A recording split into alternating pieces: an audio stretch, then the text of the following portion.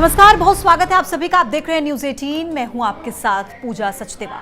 वक्फ संशोधन बिल की बात करेंगे जो अब बन चुका है कानून। खूब विरोध हुआ, खूब समर्थन भी मिला। कहीं पर मिठाइयां बटी तो कहीं पर काली पट्टी भी बंधी बाजुओं पर विरोध के रूप में।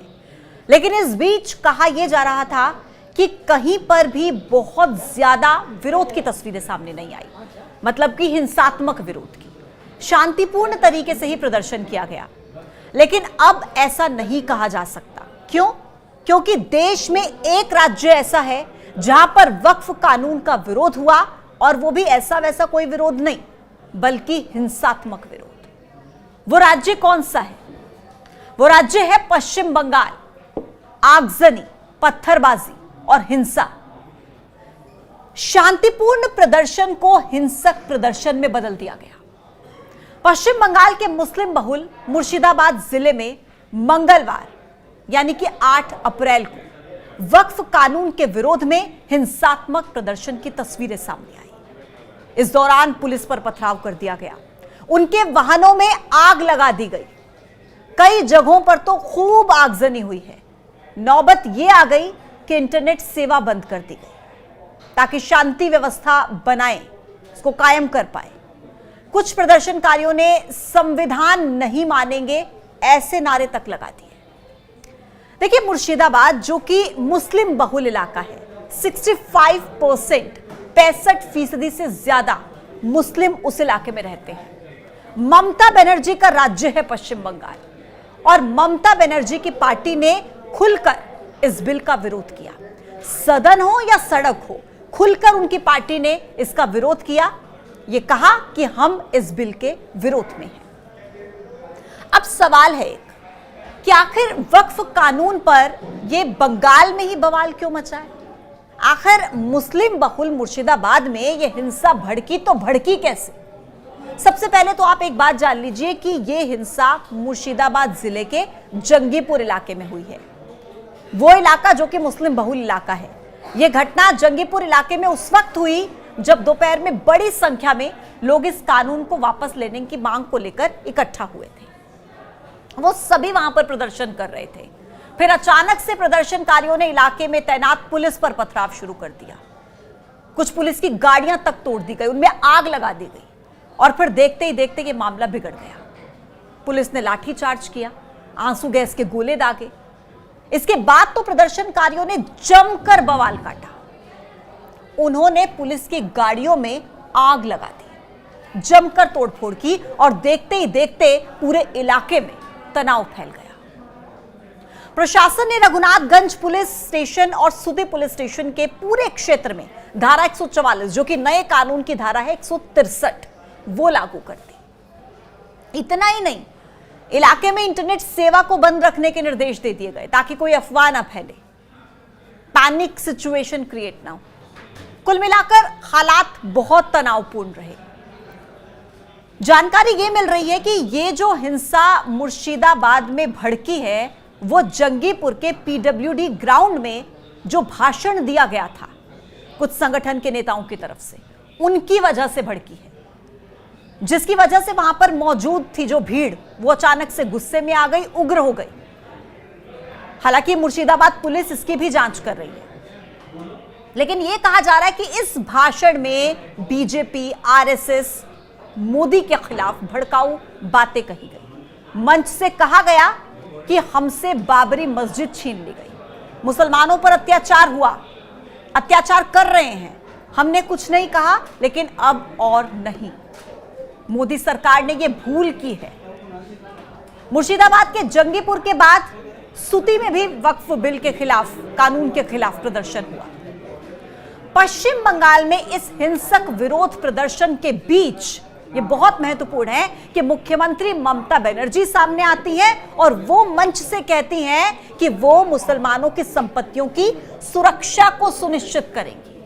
उन्होंने कहा कि बंगाल में वक्फ बिल लागू नहीं होने दूंगी और धार्मिक आधार पर बंगाल का विभाजन मैं होने नहीं दूंगी।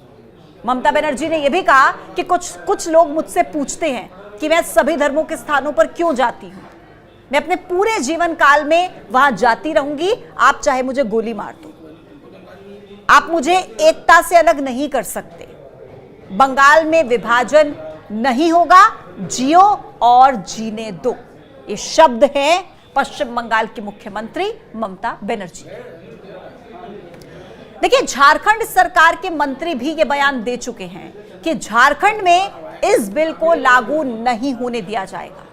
बिहार में तो बहुत जल्द विधानसभा चुनाव है और तेजस्वी यादव, जो कि बिहार के विपक्ष के सबसे बड़े चेहरे के तौर पर देखे जाते हैं, उन्होंने तो यह भी कह दिया कि अगर राज्य में उनकी सरकार बनती है तो इस विवादित कानून को किसी भी कीमत पर हम लागू नहीं होने देंगे और इस कानून को कूड़ेदान में डाल देंगे।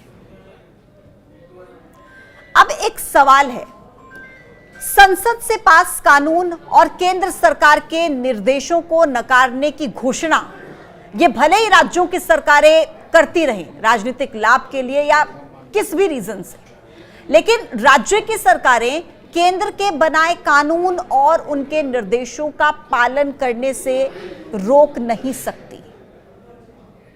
संविधानविद ये कहते हैं कि केंद्र के निर्देशों को मानना ये राज्यों का दायित्व है।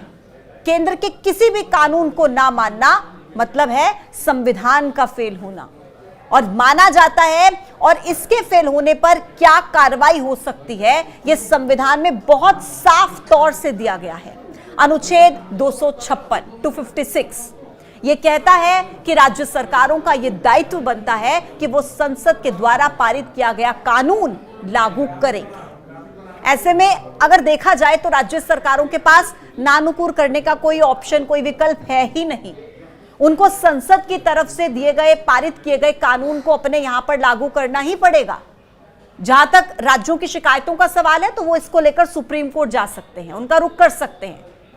यह विकल्प उनके पास है। अगर उनको लगता है कि नागरिकों का हनन किया जा रहा है तो वो उसके लिए अदालत का दरवाजा खटखटा सकते हैं। हालांकि ये कोई पहली बार देखने को नहीं मिल रहा कि किसी राज्य की सरकार संसद के द्वारा पारित किए गए कानून को राज्य में लागू करने से रोक रही हो। इसके पहले जब सीएए लाया गया था उस समय भी पश्चिम बंगाल और केरल की सरकार ने अपने राज्य में इसे लागू करने का विरोध किया था, लेकिन लागू हुआ। तो ऐसे में कई सवाल हैं। सवाल यह कि क्या यह सिर्फ राजनीतिक बयानबाजी है या सिर्फ राजनीतिक फायदे के लिए यह सब कुछ कहा जा रहा है।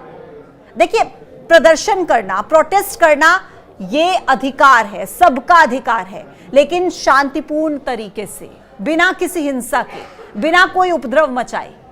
लेकिन ये प्रदर्शन का कैसा तरीका है कि गाड़ियों में आग लगा दी जाए, तोड़फोड़ कर दी जाए, पुलिस पर हमला किया जाए।